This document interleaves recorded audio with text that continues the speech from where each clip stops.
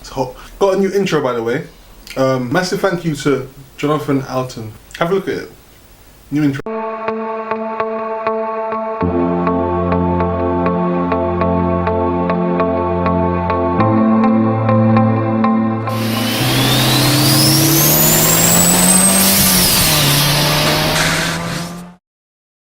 Okay, so what is good, people? I'm back. Yes, it wasn't just a one video. Ooh. Try that again, shall we? There's dust in it. And you're back too. Hopefully you're back for episode 2. If it's your first time watching, then you can go back and watch the first video, even though there isn't really anything to see in there because it's just me saying hello. But still, watch it. I need views. So today we begin in earnest and we get down to the nitty and gritty. Let's talk shop. Let's talk about cars. First in, Audi. Now, disclaimer here. I'm an Audi fanboy. I say this with pride. I used to say it with pride. I'll get onto that in a second. But love Audis. I'm this kind of car enthusiast. Hold on a second. Now, don't judge me if we say, it's not a real Audi, it's not a real 4-wheel drive. Shut your mouth.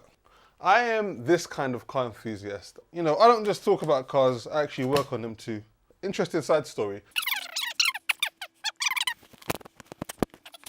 This is quite an expensive book. It was like, is it like 50 quid?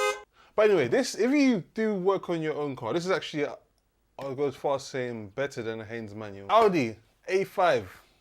Now, like I said, I have to quantify this because I love Audis. R8, new TT, even OTT, RS3, not so much, just because it's a 5-door. And I really think they should have made a 3-door. That would have been an epic. That would have been a truly hot hatch. That would have been a spicy hatch. Now, let me just get onto it. The A5. It started off so well. I mean, Audi made a good car there. And then they took that good car recipe and they thought, you know what, let's just add like a little, not hors d'oeuvres, what's that? A little garnish. Like it was just, they just changed the DRLs to that Ultimate Warrior kind of looking light system, you know, the lights, the DRLs are looking crazy. And then they brought out the current generation A5 and I'm like, how do you go like good, better, worst? It doesn't make any sense. I look at the car and it's like, it's ugly. I mean, okay, just for balance, I'll say the interior is amazing. I mean, on the inside, they've really enhanced that environment. Unfortunately, we don't buy cars from the inside out. We buy cars from the outside in my opinion. You know, cars are bought superficially first. I think there's some cars you buy with your head. You know, Hyundais, Kias, some Nissans, Honda Jazz, things like that. Then there's some cars you buy with your heart. You know, your Audis, A5s, M3s, that sort of thing. And then there are cars you buy with your soul, but then those are like, soul? That sounds deep. You buy with your spirit, and those are like the Ferraris and the supercars, and all the cars that don't really make sense because they're not practical, but they make sense because they just speak to you on some level. This A5 is butters. This A5 is like, I watched a video from the guy that designed it and he speaks about like a power bulge on the bonnet. And I look at the bonnet and I think, why do you have a power bulge on the bonnet? It's not a Mustang. Oh, my. Yeah, Mustangs. Yeah. But to me, the car looks so bad, I'm not even sure that the RS5 version is gonna make it look good. Like it just, I don't understand the design. It just, you know, the back looks good, but the front, I would go as far as to say from the front, it slightly looks like a Mondeo, like a slightly nicer Ford Mondeo. Just, if you've got a B9, no, B8 facelift version, keep that. I'm sure the resale value of that would be pretty good. And maybe because I haven't seen one in the metal yet, but to me, it's ugly enough that I don't think the RS version is going to be able to save it. I think it's still going to look pretty ugly. Could be eating my words. Next, keeping with the Germans, quick car history lesson. BMW decided to split the 3 Series brand, the 3 Series models, into the 3 and 4 Series. Basically, the 3 Series are the 4-door cars, and the 4 Series are the 2-door coupes. Kind of like Audi's A4 and A5 situation. You know, BMW kind of copied there. So A5 are coupes only, and then the A4 is the saloon only version. Anyway, history lesson over. They had the M3 GTS, and now they've got obviously the M4 GTS, which is the successor to the M3 GTS. So GTS is like the lightened, stripped out, hardcore race version. So if you're talking about slightly older BMWs, it's sort of like the M3, and then you had the CSL, which was like the M3 on steroids. So a GTS would be like if Ronnie Coleman and Schwarzenegger and Kai Green's genes got mixed together, like Halle Berry. My wife probably won't be too happy about that. Crazy, crazy, crazy, amazing machine. 493-ish bhp, top speed of about 190 miles an hour. This car is a beast, to say the least, and it comes with a spoiler, which I'm not really keen on, but it's justified based on the type of car that it is. This car is actually really special because there will only be 700 of them, and of that 700, only 30 examples are going to be in the UK. Now, so starting price for an M4 is about £57,000. It's quite a lot of money, I know. Guess how much a GTS costs? If you double that price, you'd still be short. M4 GTS, £122,000. Yes, £122,000 for an M4 with a spoiler.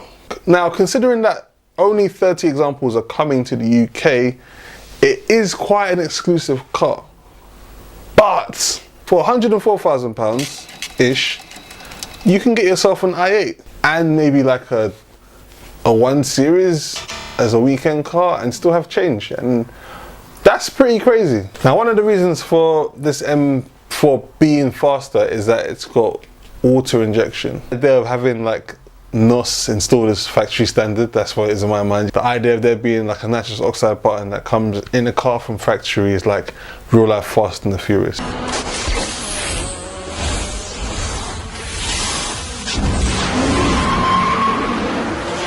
Yes, I referenced Fast and the Furious. It still remains to be seen for me if the car is really £122,000 worth of BMW. Okay, on to the next one. The manual gearbox, is it dead? Well, according to Ferrari it is, because Ferrari no longer make cars with manual gearboxes. The reason is they feel the manual gearbox is inferior, which is true in many ways. You know, they'll be following people like Lamborghini and McLaren who have already kind of ditched that and they don't offer those in their lineup. Porsche, I think, still have some manuals, but if you're buying a top end 911, then you have to. What's that thing called again? SMG, SPD, DMC, run DMC? On DMC. Unless you get the whatever, PDK, is that it? I don't know. Whatever it's called, you get, if you get the top end 911, you have to have automatic gearbox in it. That's what they do. Now the thing is, it is amazing technology. It can shift gears faster than a human being, but maybe I'm becoming a bit old school, and there's something about changing gears in the car that I think is just, you know, you don't get in the same way with the pedal shift. Don't get me wrong, it is a cool feature, but something about like the metal shift gate and hearing the, I sound like an old man, don't I? Now you PlayStation generation kids, now you got all these flappy pedal gearboxes and that and that. And in many ways, maybe it will be the future, maybe it won't. You actually will have to end up paying more to have a manual gearbox in your car where it's available. I don't see it trickling down to cheaper cars just yet. I think the technology would need to drop considerably in price for it to be feasible to have it on grandma's Honda Jazz. By 2030, Germany want to put a ban on the combustion engine. Yeah. That isn't that far away. I mean, we're in 2016 now. That's less than 15 years. I don't really see it happen. Sometimes governments like to make these kind of statements because, hey, it sounds good. And I'm sure there's more to it than that. But ultimately, it's not something that I feel globally, the infrastructure in terms of charging stations and all that sort of jazz isn't really there to make that feasible. I'm not sure 15 years is enough time for that. Also, I don't know how oil companies would feel about that, but yeah, I said that's another story. It's kind of an interesting time actually to be starting a channel about cars, you know, because I suppose cars for me have always meant combustion engines, but as technology changes and the times change, like the Tesla, which 14 years, I don't see it happening, but it could be a cool set in motion. It's kind of funny for me starting a channel at this time, I suppose, where electric cars are becoming so much more viable in the mainstream. I mean, you've got supercars that are hybrids now, and most cars are going in that direction. So it's an interesting time we have ahead. So as much as, you know, I think 2030 is not a realistic target, I think it is like a cool set in motion, and it could be a sign of things to come. It probably is a sign of things to come. I mean, I don't think I'll ever get used to the idea of a silent burnout, but, you know, can't stand in the way of progress. I mean, what would in the future be like? It'll just be like people with laptops and stuff sitting around and hacking software and cleaning the brushes on their motors. That'd be crazy. I had to do practically everything. Some things, you know, like there's them 5 spanner jobs. I don't recommend you try that. So spanners like a difficulty rating. 5 spanners is like, I have a workshop, I'm a full-time mechanic, I've got a spare car, I can afford to take the time about doing this job. Maybe I made it up. What spanners? Oh, spanners are from Haynes manual. Shame.